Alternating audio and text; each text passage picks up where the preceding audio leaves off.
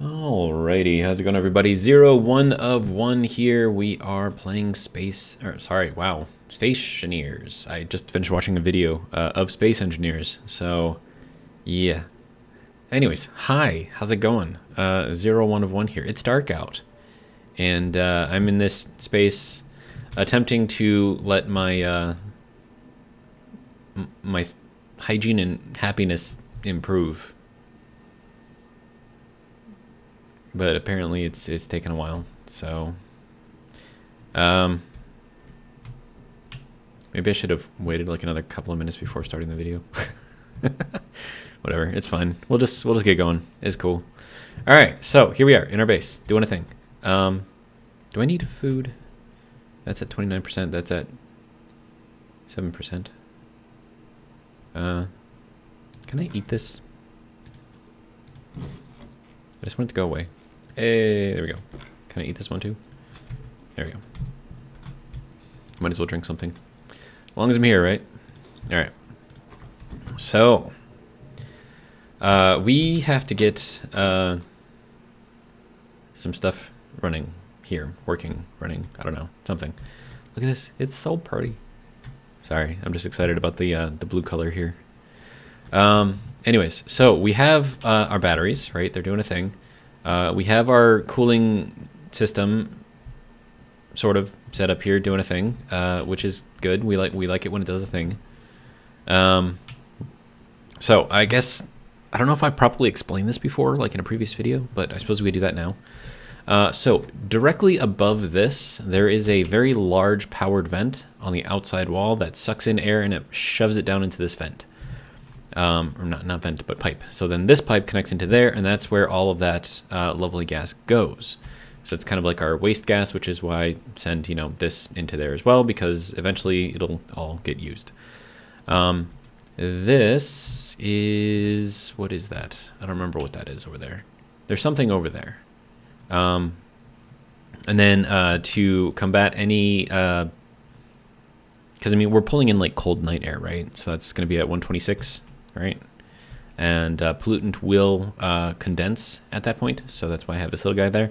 So any liquid that condenses in this line or in this tank or anywhere will go through here into this tank, which is where we hold all of our pollutant. And why is the composite window damaged? Anyways, so what we do is we take this stuff into here and we shove it into this circuit right here. Now this is a closed circuit, so it ends right there. Starts right here and it goes out to here and here, right? And so we have 3 inline tanks for just volume in here, right? And then what this does is this keeps this under the temperature required for the pollutant to condense, right? And then as the pollutant condenses, and I need another valve over here. I don't need a valve, but I would like to have a valve there. So let me make a valve real quick. I can just use this one, right? It's not being used for anything. There we go. Little valve there. Now, I don't need the 4th one here. I'm just kind of hoping that will help this just kind of process everything out faster. So, anytime the pollutant then condenses, it gets shoved through here, or there, or there, or there, and it goes into this tank, right? So then this just keeps the temperature at a point to where it will condense, and then once all of that condenses out, and actually, where are we currently in here? Previous, next, okay.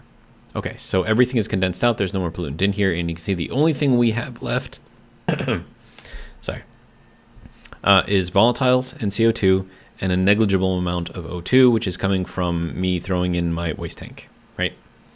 Okay, so then, once we have that, we shove all of that into this setup here, which is also a closed circuit. So this has 4 tanks, which means that we can shove all 3, well, basically this entire circuit, we can shove the entirety of it into here. And actually, I kind of wonder, can I like connect that over there? Yeah, I know it doesn't need to be connected, but it's kind of bugging me a little bit. It's fine. It's fine.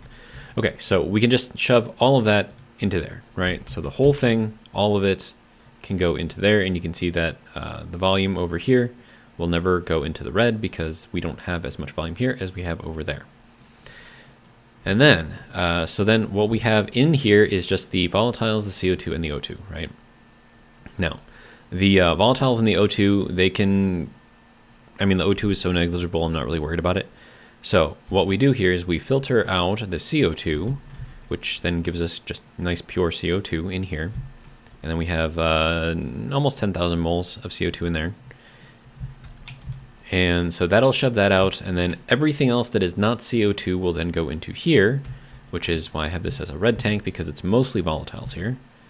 Yeah, you can see 99.8% volatiles.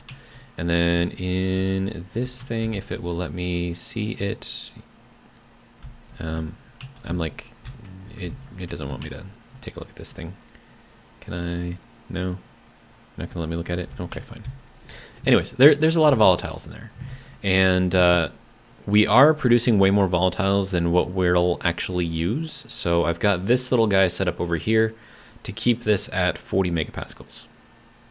So if this little filter shoves everything out beyond 40 megapascals, the rest of that will just go and go out that way. And then it is currently at 12 megapascals in there, so it's got a ways to go. So it's doing a thing. All right, so now that I've shoved everything out of here, you can see that there is no more pressure in here at all, right? So that means that this is now empty. And then this has all of our stuff, which is slowly being filtered. You can see the pressure dropping, right? So that's taking all of our stuff and putting it into the tanks, one of those two tanks right there. So then we take our stuff that we've drawn in at night, right? And then we're gonna launch this into there, watching that little guy right there. We want to make sure that this does not go too far into the red. If we can stop right on the border between the green and the red, that'd be great. All right, good enough. Went a little over, that's fine. Okay, now you can see that the temperature in here is 152. Pollutant, not doing a thing, right? But what this is doing is this will eventually cool this down a bit to the point to where it will start to condense. And then all of that pollutant will then go into here to join the rest of the pollutant. And we have 1,500 liters. Wow, that thing's almost, it's a quarter of the way full. That's insane. Yeah, so we have 40,000 moles of pollutant in there. And that pollutant is what we're using as kind of like our main cooling thing, right? So, some of that will go over to here, and that goes into our little cooling system way over here.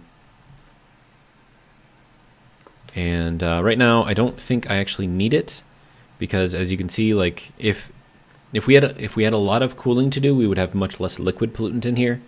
But since what we're cooling is already pretty much where it needs to be, it just kind of pools in the bottom, because our evaporation chamber will only force evaporate the gas when it needs to cool, right? But since our temperature is basically where we've set the pressure, so you can see the pressure is at 3.64, right? But if we take a look at this, this is also set for 364, right?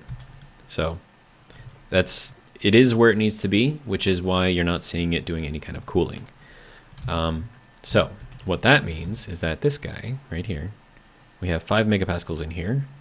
We're going to turn this off. Okay, so let me explain the pipes back here then too. All right, so we have our clean CO2, right? Just pure old CO2 going up here, goes along the window. Keep in mind that it's along the window. Okay, so it's still along the window. And it goes down over into here. And then this is putting in 5 megapascals, basically, of pressure into this little tiny system right here. Now, this is also going to go into this tank here, back here, right? So there's 12,000 moles in there at 5 megapascals, all very cool. Now, what I could do is drop this down quite a bit more. Or keep it, not drop it down, but raise it. So let's say that we want to go with 15 megapascals, right? So we'll confirm that. And then this will slowly, no, don't need you. This will slowly bring this back up, and you can see the temperature is now rising, right? So it'll continue to do that. And then this, because the temperature is now raising, it should start shoving some of the liquid pollutant through. And then that should result in us losing a little bit of liters down here. You can see things are changing now. So it's kind of doing a thing. It's slow, of course, but you know. And actually, before I do that, before this gets too warm, it's already at 32 degrees. Yeah, 31 in there. Temperature's dropping, so it is shoving some of the pollutant through here to cool everything down. And then what I have here is this goes directly up into. Actually, I should do like a pump or something on here. Do like a little inline tank right here and then like pump stuff into there. But basically, this is what the greenhouse then uses.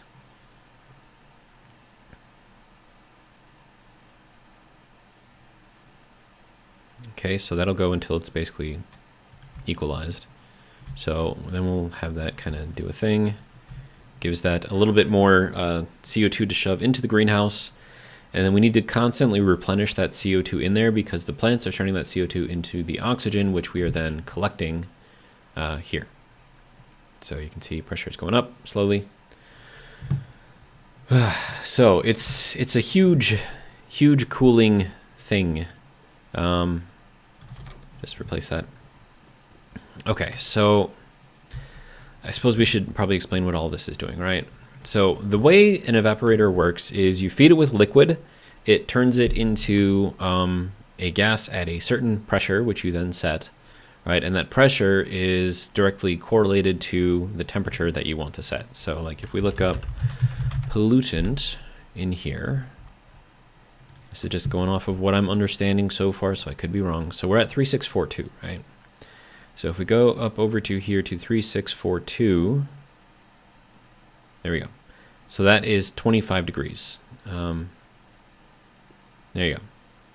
So what that will do is as this is evaporating at 3642, it will create a temperature of 25 degrees. And then that temperature in here, which is being maintained because that pressure is being maintained, we can then tap into that with this. So this is like our cooling port right here. And then that will cool whatever is being connected over here on this side to whatever is inside of here. And then if you have stuff that's really hot going in through here, it's going to shove a lot more of the liquid in here to evaporate because that creates more cooling, which then brings the temperature inside of here back down. So we have our liquid in, we have our gas out. Now this over here is basically a closed system too. So what ends up happening here is all of the air that comes out of here is going to be cold, right? So at 3642, you're going to be pumping out 25 degree air through here. Now, I've got that being pumped into this little inline tank right here because just extra volume, right? And then I also have this in case any pressure gets built up in here, pressure and temperature, of course. Then this will shove any liquid back out to go down into here. And what we're left with is just pollutant gas going in through here. So what this guy is doing right here, so this is a purge valve. This will keep the pressure inside of these pipes at whatever pressure I send here. And the reason why we need that is because we don't want these things to explode. So with this, any excess gas pressure will go into here, keeping the pressure in here constant. And then in here, any liquid, which could also blow up these pipes, will then go in through here and go into the liquid. So that's how that works. So this is pretty simple setup right here. And then this is also going back to our tank over there. In case we need more pollutant in here, I can run it through here with this little pump. So right now I don't need it, so it's just kind of chilling there. And then this thing right here, this is a counterflow heat exchanger, right?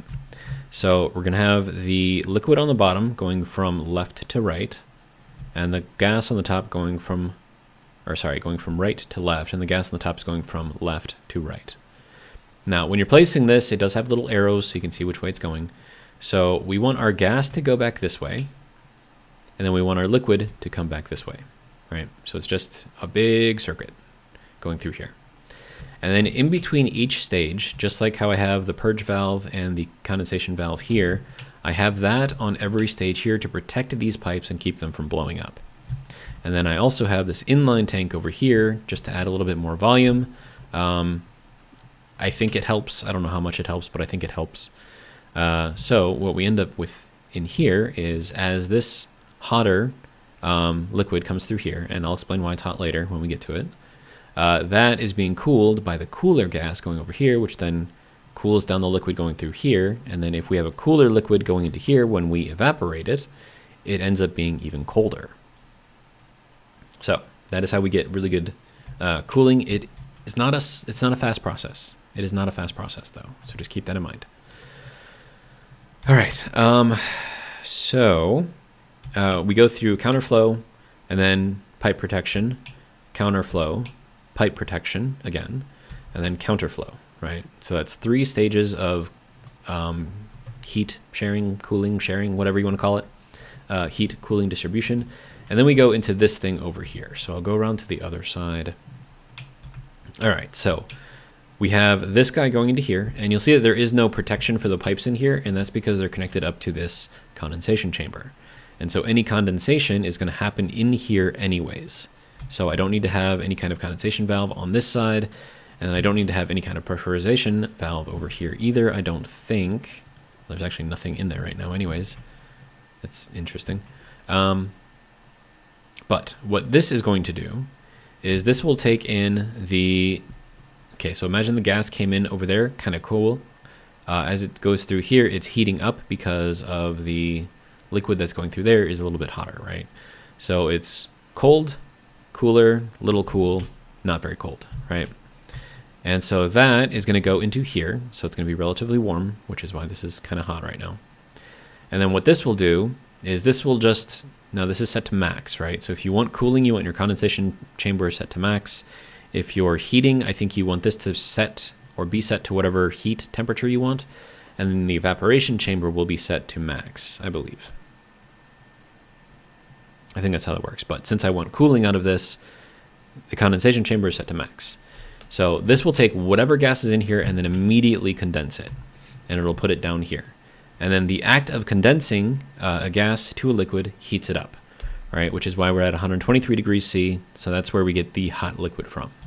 And that is just from the process of condensing. So you can see that we do have pollutant in there, kind of bouncing around between 330, 331, which means that it is flowing, which is good. And then we're forcing that down into a liquid. That liquid is then going back over to there. And then if we take a look, so here again, we're at 134. Nope, that's the chamber. There we go. So we're at 124, right? And then when we get through here, we're at 62. So it's cooled down a lot. Here, we're at 38. So it's cooled down even more. And then here, we're at 29, which is nearly as cold as this will get. And that's because this over here is set to 25. So this will probably never get colder than what you set here. So I don't know if that means anything for you guys, but that is how this works. And so we send our, well, first you have to populate this with pollutant, right? And then once you have, and also you want to make sure that to start the cooling process, you need to take your liquid pollutant and put it down on this side directly outside of the evaporation chamber, because if you put it in over here, the whole system is just going to stall, because how are you going to get it through here and over into here if you've got no gas coming out over here, right? It requires that to push it through. Hey, let me fix this real quick. That can go there. All right. So it requires the gas to push through. The evaporation, well, okay, sorry. The heat exchangers require the gas to push everything through, right?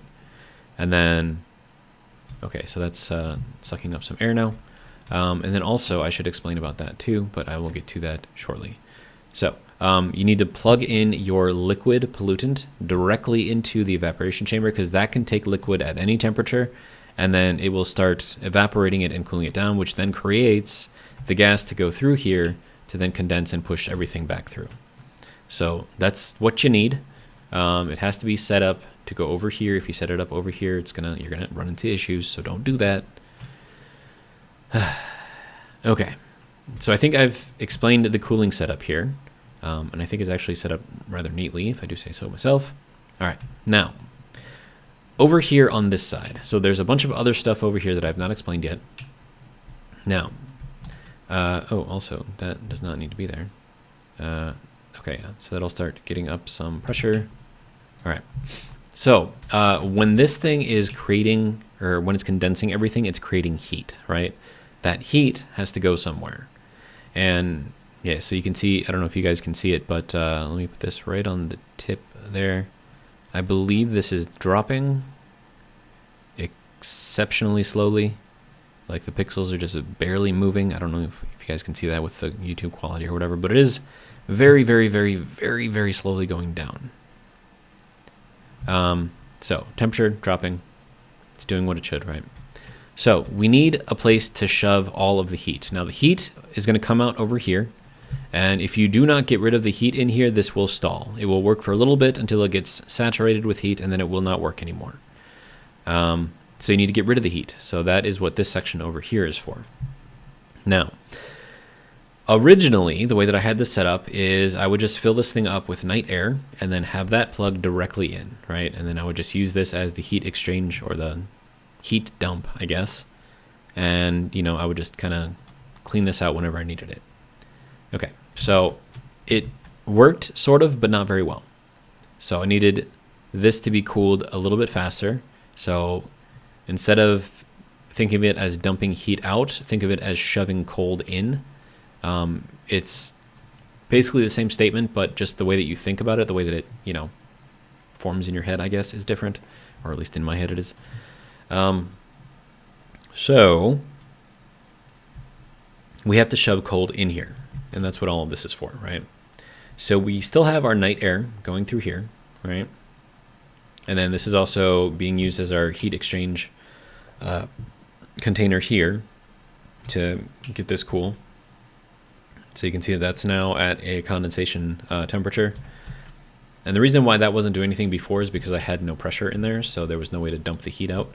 But now that I have pressure in there, we're dumping the heat out into here. And from here, what we're doing is we are dumping the heat out in here as well. So what I ended up doing to make this whole thing work is I took night air and I put a valve over here, as you can see right now, right? So this will then pressurize to whatever that tank is set to. So that pressurized this little closed pipe area thing here with our two little inline tanks for volume. And then that was what the air conditioner was using to cool, right? So this cools, so this is your input, this is your output. So hot air in, cold air out. But if it is all connected, as you can see that this is across the back here, then it will just keep on cycling this through here and cooling it down. And then whatever heat you're generating gets shoved out this side. So this is your heat exchange. You can think of it as your refrigerant, right? So then that goes up into here. And so we're still using this as our heat exchange thing. So you can see the temperature is at 151. It'll probably get hotter than this as we go. But yeah, so, and we're just cooling the stuff in here to 100 degrees. And the reason for that is because this doesn't need much more than that. And then that's also going to reduce, like this does not need to be at 25. I mean, would it work? Yes. Is it a waste? Yes. So 100 degrees here is more than enough for what I need. And then if I ever need to regenerate this, and again, because we're taking in just normal atmospheric air, there's pollutant in there. And so once this got up to a certain pressure, it would then condense, and I wanted to protect the pipes here. So I had this little condensation valve going into here to just join into this segment of pollutant. And so that is this setup here. And then all this does is just kind of supercharges this part right here. And then by supercharging this part, we get more of the liquid in here, which is why we have such an excess of liquid over here. Which then, of course, if we have a lot of liquid over here for the evaporator to work with, you can see this center line right here is going to be the temperature at whatever pressure you set this at. So you can see that we're slightly above where it should be, which should be 25. Now again, this line does not necessarily mean 25. If you have a pressure set to like 35, then this line means 35. If you have a pressure set to 0 degrees, then this line represents 0. So that says that we're... Didn't I just empty that thing?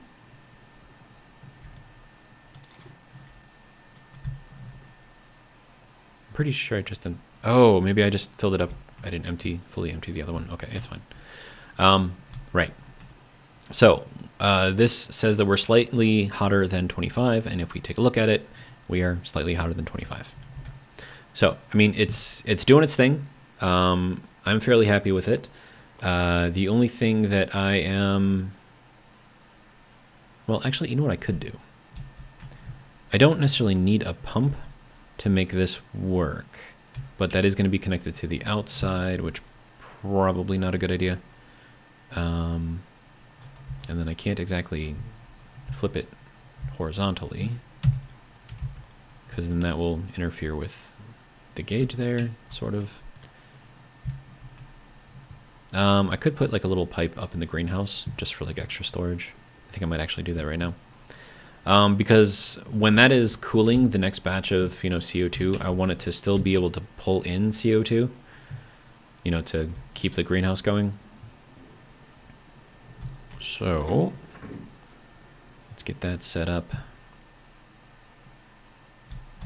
All right, so this is our clean CO2 right here, right? So it's coming in on both sides. This is our waste heat. Now, it looks like it's just going up, but it's actually going down too. So I'll show you that pipe once we get back down there. Yeah, so I need this to be set up here. And we'll set it up here, I guess. Okay, so that's just going to give us a little bit of extra volume. So when we shove a bunch of CO2 in here, because like if we look at the CO2, it's probably empty. Yeah. Okay, so there's like 3.86 megapascals in there. That's all right. But it's taking all of this and it's shoving it into the room here to keep us at 55 degrees, or 55 pressure. Nope, we want to go... There we go. Okay, so that will give us a little bit of extra volume in here, which will be nice. And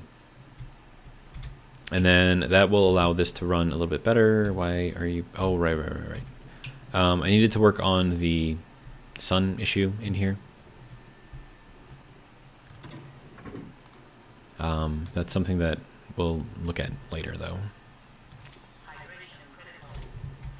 Okay. We'll eat first. And then we shall drink. All right. And we can close that. All right. My mood is not good. My hygiene is not good. But it's fine for now. Okay. So do you remember that waste pipe? So this is our clean CO2 going up. This is our waste pipe going in, going out. So this is just all kinds of just waste in here. And it's actually under quite a lot of stress too. But if we follow this, right, this connects all the way over to there, goes all the way down into here, and then it connects into here, right? So this is just going to mix with our outside heat, or outside, whatever, heat sink, atmospheric pressure, whatever you want to call it, gas. So I think I should probably put...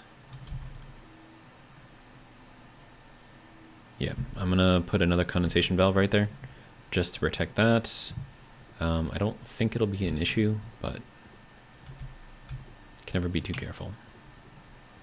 And I don't want it to explode. Not that I'm worried about explosions, because I've got a powered vent in here always on, just keeping the whole thing at a vacuum. So even if there is an explosion of a pipe somewhere, it just immediately gets sucked out. So it's not actually going to damage anything, which is nice. Let's see, valve. So I'll make one of these little guys. I need iron and copper. Okay, well there's that. Do I have any iron? There's some iron. There we go.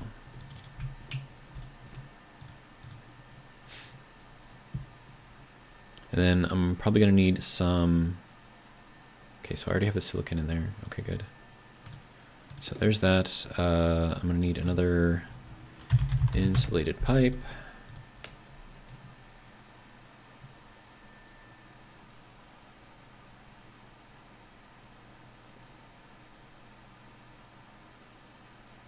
We'll do like 5. That should be 4 right there. And this one should be 5. Good. All right, so that can go over to here. All right, so first things first, let's get this thing connected. That is not the right thing. That thing, there we go. Okay, and then valve, because reasons. So that'll go there. And then we're going to need this guy to go into here. All right. Now with that, any liquid that is in here should then immediately go out, which should release the stress on the pipes, prevent them from exploding.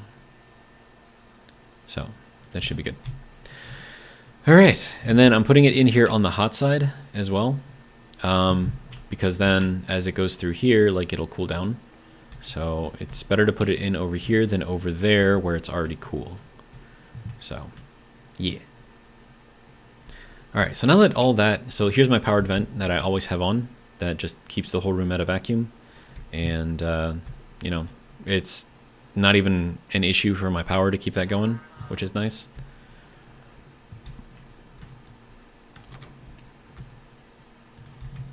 Okay.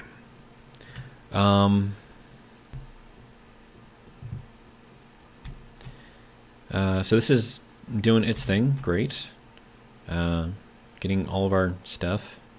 Looks like we're still backed up though. Oh, okay. So this used to be full like all the way through here. So it looks like we're slowly making our way through. Good.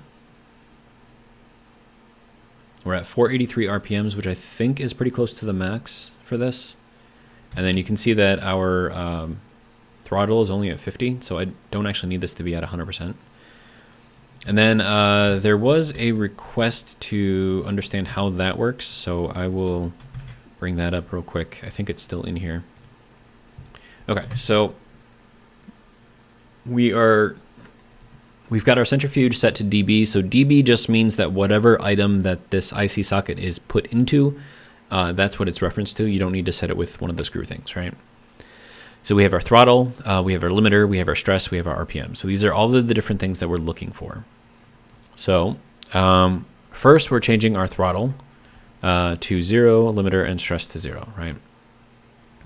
So that's what the move is doing. And this just kind of like resets everything. So as soon as this thing starts up, it sets everything back, right? And all we're doing here is we're just using this register right here to set the actual throttle on the centrifuge. So this is going to set the centrifuge throttle to this throttle, which is 0. So basically just turns everything to off, right? So throttle, limiter, all that set to off, or just 0, not off, but 0. There's a difference. Okay, then we go to start, and this will only go like every 5 seconds. And so what we're going to do now is we're going to load the stress of the centrifuge. And we're going to put it into the register called stress. We're also going to bring in the RPMs. Now, the way that I've got this set up is to run completely off of the stress that we're reading, right? So if the stress ever gets to 65, we go to emergency because that's an issue, right? It'll just, and then once we go through here, that turns the throttle off, turns the throttle to 0, turns the limiter to 0 as well, right? So it just turns everything off. So that is how we keep things from blowing up. Not that these things blow up, they just stop. So now that we've got that out of the way, this will only operate, it'll only go past here so long as our stress is under 65. And then if our RPMs, so we're using the RPMs to sort of like gauge the stage of the startup that we're in, right? So if we're less than 160, we're going to keep going back to here, and it'll just keep on running until we get up to 160. And then once we get 160, provided that our stress is less than 15%, we'll move on. If our stress is greater than 15%, we'll go back to start, and we'll wait for that stress to continue to go down, right? So here, so think of this as like 3 separate loops, right? So we go from here to here. So this is when we're at 0 RPM, and this is like our initial startup. It's going to create stress, right? So as long as the stress stays under 65 and our RPMs stay under 160, it'll keep going into this smaller loop. And then if our stress is less than 15%, now when we're starting up, it's going to be more than 15%, but it should be less than 65. So it'll skip over this until the stress drops once we're beyond 160 below 15. But until it gets to there, if our stress is greater than 15, it'll go back to start, and it'll keep on going through here. Now, once again, our RPMs are going to be over 160, so it'll go and it'll skip past this. Stress is still over 15, so it'll go back, and it'll just keep on doing this, right, until we are over 160 RPMs and our stress is less than 15. And then, once we get to that, we are going to check our throttle, right? So this is our limiter right here, and then to accelerate the limiter, and this is to accelerate the throttle, so they're just kind of nested into each other, right? So if our throttle is equal to 50, we're going to accelerate the limiter. Now the limiter is the second switch, so that's the one on the far right. The throttle is the one that's on the left, so of the 2 little levers right there, so we're messing with this one first. Now this is where we want to get to. We're not there yet, right? So we're going to start off, our throttle is just going to be at 10. So then what we're going to do is we're going to add this to there, and then minimal throttle 50. I'm not sure what I'm doing here. Oh, right. It'll set throttle to either be what it's currently at, or it'll set it to 50, whichever one is lower. And then it just sets the centrifuge throttle to whatever it is. So it'll go to 10, and it'll go through this whole thing again, 20, go through it again, 30, go through it again, 40, go through it again, 50. And once it hits 50, that's when we go over here and we start accelerating the limiter, right? So then once we get through this, we immediately hit this and we jump down to here. So that's going to add limiter to 10, and then we're going to set this up by 10 each time until we get to 100% on the limiter. So that'll keep going through all of this stuff until we get to 50 on the throttle and 100 on the limiter. And then that just works. It keeps the stress low. And yeah, so that's that. Hopefully that kind of helps you understand. It's a lot of loops, like a lot of loops, but it works. So I'm pretty happy with it. All right. So now that all that is done, we have to work on our coding up there. So I want to try to sync our lights with the day-night cycle here. So I'm going to use 130 degrees as night, exterior temperature of 130 degrees as night. Anything over that is day. And we'll see how that goes. Okay, so I got to update this guy here. So let's set this down. Rotate. There we go. Now I'm just going to borrow this real quick, and we will import, and we'll throw that back. So that way that can run. Okay. So what we need to do now. Okay, so we have our sensors, we have our grow lights. The sensor, I don't think I'm actually using the sensor right now, but it is in there. Okay, so now the sensor is going to be the memory. So this is going to be direct to memory of sensor, or memory for the sensor. For sensor. Okay. And then that's going to be D0. So we want that to look at And let me just set that up real quick so that we don't have to worry about it later. So if you guys remember in the last episode, I set up a memory that is connected to all of this lovely stuff. Oh, and then I should probably turn that off before I do anything here. Console, door, filtration, hydroponic station, memory, greenhouse, outside temperature. Okay. So that is going to take our outside temperature, right? And then our grow light, I'm not actually using this one either, so we'll just comment that out. I will use it. Well, actually, you know what? Let me do something real quick. So grow light. I'm gonna grab this right here. So that's the hash for it. And then we are going to, instead of doing this, we're going to define grow light as that. Okay. So now we can batch write to all of the grow lights to make sure that they all kind of do what they need to do. And then everything is just, not everything, but come on. Here we go. We're at 840 kilopascals in there. That's pretty good.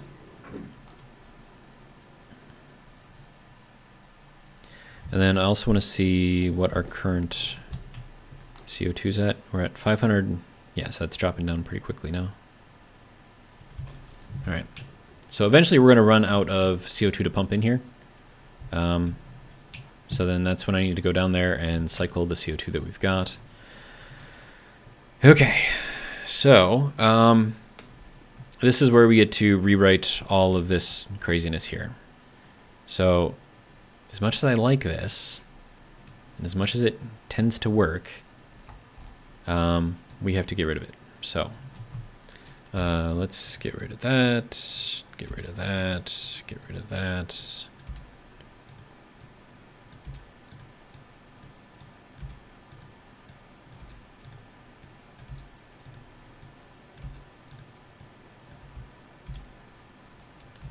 We'll just do it this way. Oh, it doesn't work like that? Okay, fine.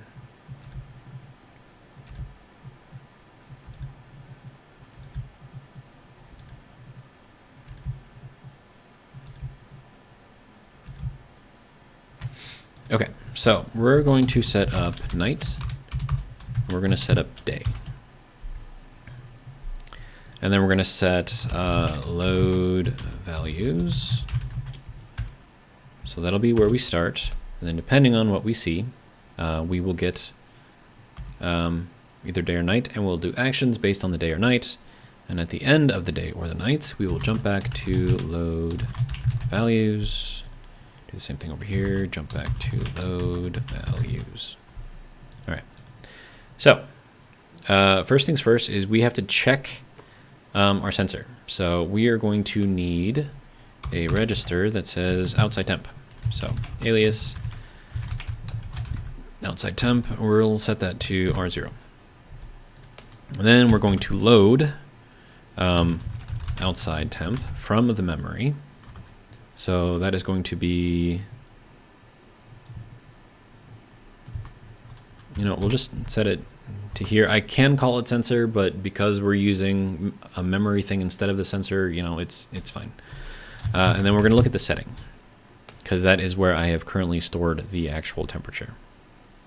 So once we have that, we are going to branch less than.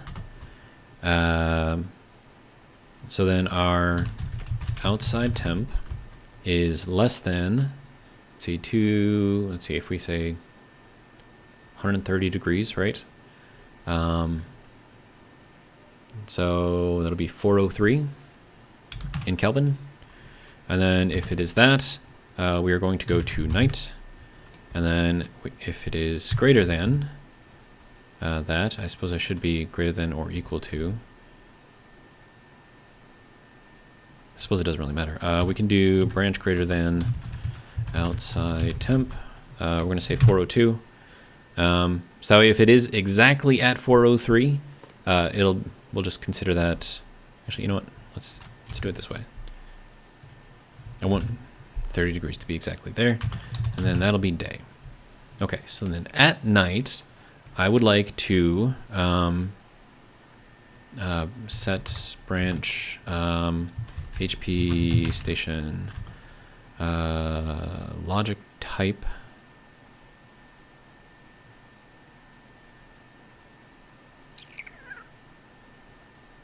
Set on to 0.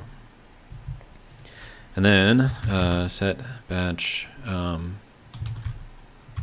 HP station on to 1. And then set batch, this is for the grow lights as well. Grow light on 0. Then during the day, I would like you to turn on, so set batch grow light on 1.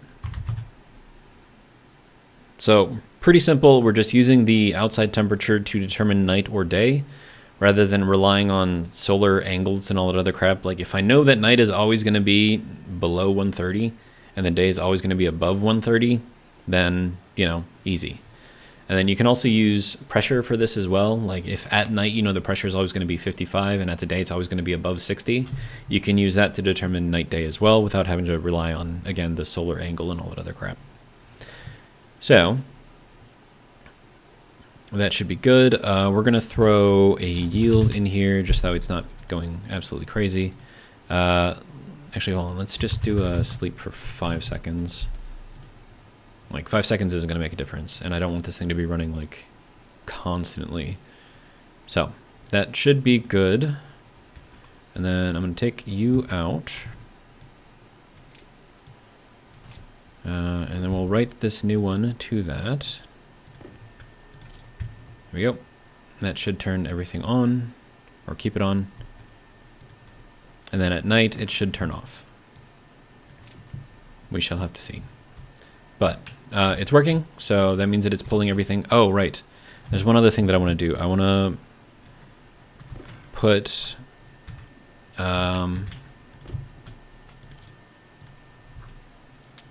let's see, load values, sleep. Okay, so I would like to set dB setting equal to outside temp. Now all this is going to do is allow me to mouse over the housing and it'll tell me what the current temperature is. So we'll just do that, export, throw that in there. There you go. So 438.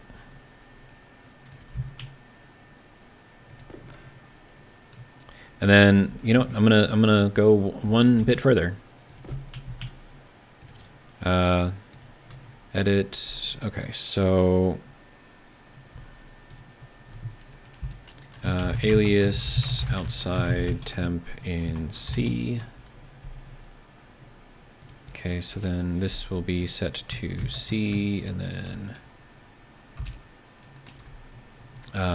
let's see, so this is gonna be set, no, load, no, subtract. So outside temp C, and then we're going to take our outside temp and we're going to subtract 273 from it. So A minus B, yep, should be good. Confirm. Export. Did that export? I can't tell. Oh, that's not right. We have an error at line 5.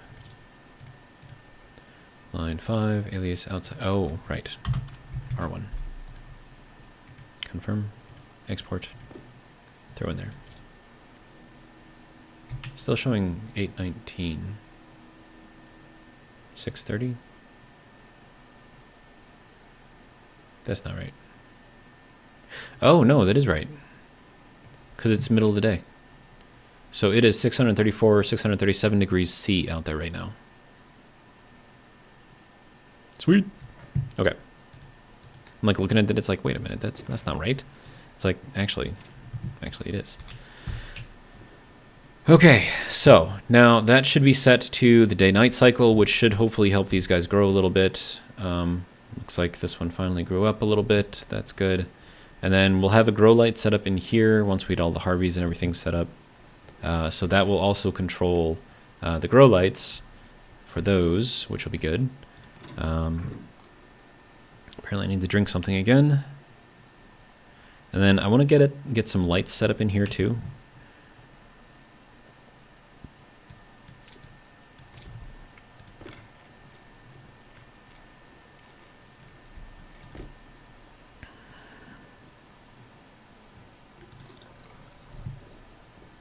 All right. Where are we at? 50 minutes already? Okay. So the next big thing that I'm going to have to do is to get some ore storage set up. Because right now, that centrifuge, once it is full, I'm going to have like 3,000 items in there, which is going to be a lot. So I'm going to need to make another section over here that I can put all of the... what are they called? The silos in there for all of the ores and materials and stuff like that. So that way, if I need something, I can just go in there and grab it, and it'll be good. So that's what we're gonna go for. I could do what I did before, where you can actually, where I use like glass walls or whatever instead of the actual silo thing itself. I could do it that way. But then you got to worry about the storms and, you know, things breaking and stuff like that, which I don't really want to have to worry about. I don't know, man. And then I don't have like an endless supply of water, so I also have to get that going too. I mean, we're at 22 liters, so that should last us for a little while at least. But I suppose the next thing I have to do is to check our CO2. See what kind of temperature that's at now.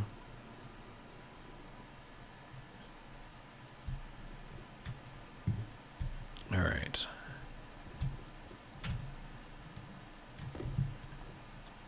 Okay, 30 degrees. I mean, I prefer to be under 30 degrees if possible. And then that is working, so that's good. What's our 138 liters down there? Really? Okay. As long as it's working. Pressure up here is very low. It's kind of surprising. 19, 22, nothing. Okay, so that's just basically taking everything that comes out and immediately shoving it into liquid. So that's fine. All right, so this should now be done, right? Okay. So we're just going to shove all of that into here.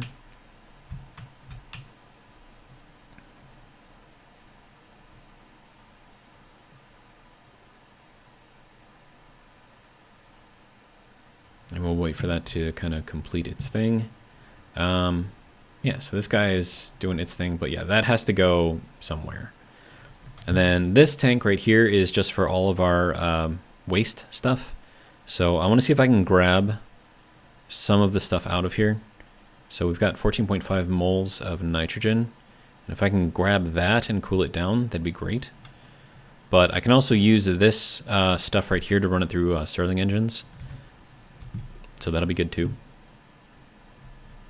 But yeah, so we're going to need like a much bigger area over on that side and also a way to get to it. So that'll be fun.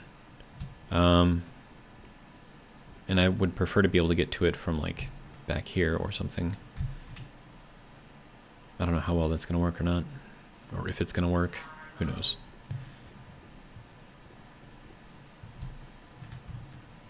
Yeah, and our power is amazing. Like, I've had 0 issues. Since we hit the summer season, like, they are always charged, which is great. And then, what are we at for 746? Okay. Yeah, I had to use some of the oxygen to fill up that tank up there, because I had to refill it, so... Still doing pretty good here. How are we doing on fuel? 260 kilopascals. Yeah. Yeah, so let's drop this down to, I don't know, like 300 or something.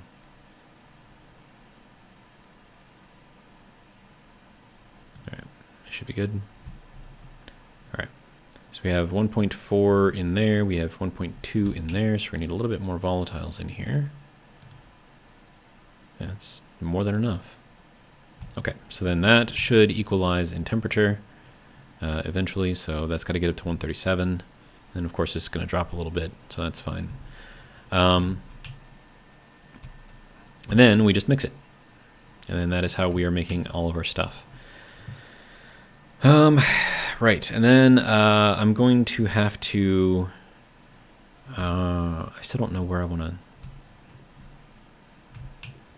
Like, how am I going to get into the other area if this is all kind of blocked off? Unless I'm going through here. I could actually set this up to go through here. I'd have to... Wait, is that even being used for anything? That's just like sitting there for no reason? Okay. Well, if it's not connected, we'll put it somewhere else. Right, so you can go there. Yeah, so I can make like a little walkway through here to get over into the next area, and then we can leave all of this kind of, I don't know, open to the atmosphere in case any of those things bust. The gas will have somewhere to go, and hopefully it won't damage things too much. Okay, so the lights are still on, which is probably not going to be too good for the plants right now, but, you know. As soon as we hit night, though, which we should be moving towards, yeah.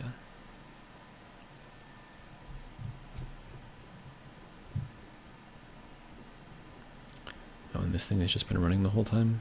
Well, that's cool. We have 5 potatoes in there still, so pretty happy with that. All right, so we've got a lot to do for the next episode. I'm probably going to end this one soon. I just want to make sure that those lights turn off once we hit night. We're at 270, 260. It's dropping pretty quickly. But yeah, and then if those lights go off, which I have no reason to think that they won't, then we'll have our lights synced to the day-night cycle.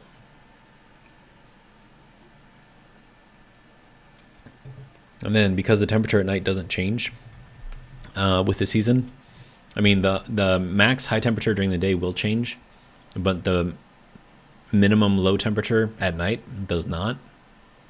So regardless of whether it's winter, summer, spring, or fall, whichever, we should be, that should have no problems working. And then yeah, so we're dropping pretty quickly. Also, how are you doing right now, sir? I think we were still pumping everything out of here. Yeah. Okay. And we'll put some more into here.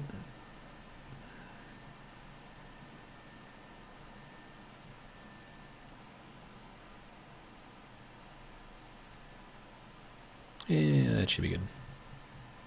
All right, and then this will cool it down. And then also, how are we doing over here? We're at 428, which is going to be 150. Yeah. So this could probably do with some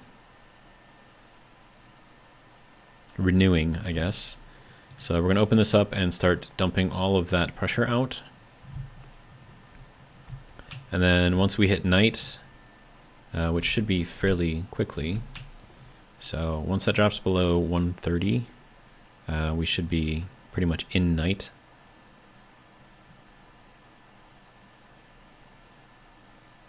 Then the lights should go off.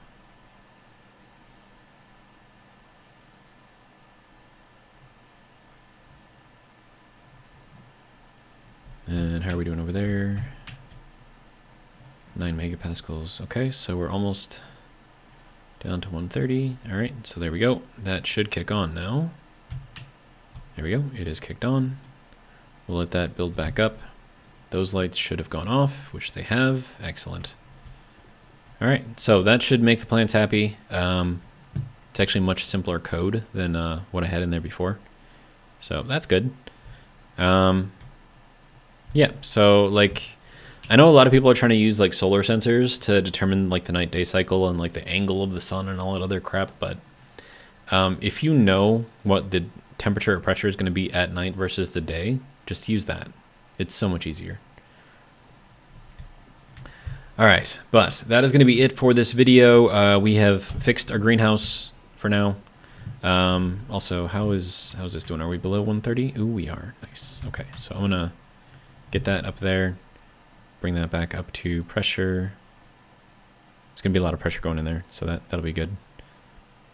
And then that will slowly pump in more stuff, which is going to increase the temperature a little bit. But what I can do is just leave this open, and then like as this pumps in more pressure, right, to reach our 15 megapascals in here, which is going to be a lot actually, apparently. Yeah,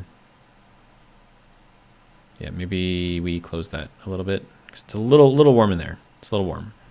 So, but eventually, once we get to the point where we have like our full, 15 megapascals of whatever in here, and then also, I think the reason why that isn't pumping any more in here is because what we've got over there is also at 6. Yeah. So this thing, I don't know if it has like a pumping function in there, or if it does, it's like really weak. So you need to have like much more pressure in here than you have over on this side in order for this to actually work. So I don't know. We're just gonna work at it, but we'll let that keep going. Eventually, we'll get to the point where we have 15 megapascals of clean CO2, and then keeping this section over here at 15 should be relatively easy. And then especially since we got like the big tank back here too, so it's a lot of volume that we've got, a lot to fix, I guess. So yeah, we'll just let that keep running. Cooling is working. Our combustion centrifuge is working. Just want to make sure that's not like super high pressure in there. Nope, pretty much staying even. All right, sweet. But yeah, that's just to keep like back flow from going back in there. I don't know if it's strictly needed. Oh, hey, and we're catching up. Nice. So yeah, so that doing its thing. And eventually we'll have a bunch of stuff. So, all right, that is going to be it for this video. In the next one, we're going to start building our new section over there for all of our ore storage. And I could actually build it back here. It would probably make more sense to build it back here, now that I think about it, because like if that's all of our gas stuff, if I want that, well, I don't want it to explode, but if it explodes, I want it to go out that way and have lots of space without hitting too many walls. So I'm thinking maybe we put it back here. And then that kind of makes sense because then, this whole area back here is kind of like our building area, I guess. So yeah, then I can actually put that like directly out the back here, which would be useful. I can stack these things out that way. Rather than going side to side, I can just go like back that way. Except that's going to need some space for connections. But yeah, I think we're doing pretty good. I think we're doing very, very good. We've got all of our cooling handled. We've got our oxygen handled. I still have to set up the water production, so that's the other thing that I have to do. And I can leave like this little area right here for that. It doesn't need much space. But I do need to be able to cool down the water. So that'll be something else to work on, I guess. But yeah. So, oh, hey, you're not supposed to be on right now, sir. Unless the temperature is... Oh, it's daytime. Okay. I could probably change that to, I don't know, like 140 degrees instead of 130. Because if we have a storm, like that immediately is going to jump the temperature up to like 200 something. So that'll consider that to be daytime in there. But I don't know. I mean, it's a work in progress. We're doing pretty good. So pretty happy. And then I still have like all of this area for me to do something with. Still don't know what I'm going to do with it all, but it's there. But that's going to be all that I've got for this episode. Hopefully you guys have enjoyed. And if you did, hopefully you will join me for the next one. But until then, have a good one.